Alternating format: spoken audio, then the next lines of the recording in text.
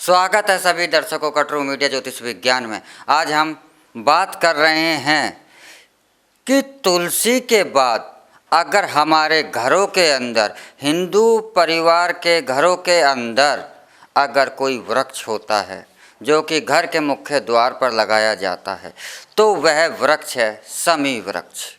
शमी का वृक्ष तुलसी के बाद अगर किसी अन्य वृक्ष की घर आंगन में लगाने की मान्यता है हिंदू मान्यताओं में तो वह शमी वृक्ष होता है। ऐसा मान्यता है, ऐसा माना जाता है कि शमी वृक्ष को अपने घर के आंगन में, घर के मुख्य द्वार पर लगाने से घर के अंदर जो भी कष्ट होते हैं उस परिवार के अंदर, उनके अंदर जो भी दुख होते हैं, जो भी संकट होते हैं वह समाप्त होने लगते हैं। और शमी वृक्ष को घर के आंगन में, द्वार पर लगाने से घर के अंदर जो वास्तु दोष होता है वह भी समाप्त हो जाता है। शमी वृक्ष को घर और के मुख्य द्वार आंगन में स्थापित करने पर, उसे लगाने पर जो कन्याएं हैं या जो भी व्यक्ति हैं जो जिनके घर के अंदर जो युवक हैं, युवतियां हैं और उनका विवाह नहीं हो रहा है, उनके विवाह में बाधाएं आ रही हैं, उनके विवाह में अड़चनें आ रही हैं, तो ऐसी मान्यता है कि शमी वृक्ष को जब घर के द्वार पर लगा दिया जाता है तो विवाह में जो विलंब हो रहा है यह समाप्त हो जाता है और घर के अंदर उनका विवाह जो है वह अतिशीघ्र हो जाता है।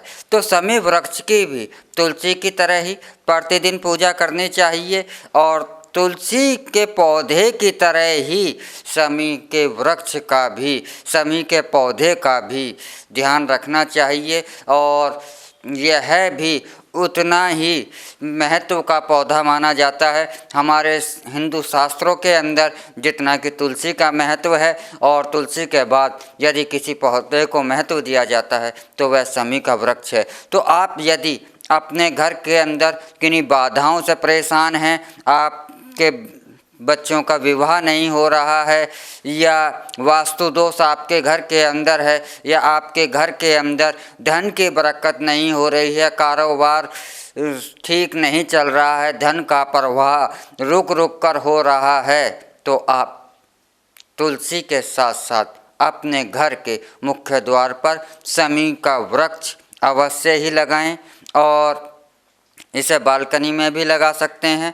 और इसका घर के अंदर शमी वृक्ष लगाने का जो सर्वश्रेष्ठ स्थान होता है वह होता है आपके घर का मुख्य द्वार। तो आप इन समस्याओं से पीड़ित हैं या परेशान चल रहे हैं तो आप शमी वृक्ष को अवश्य ही अपने घर के मुख्य द्वार पर लगाएं।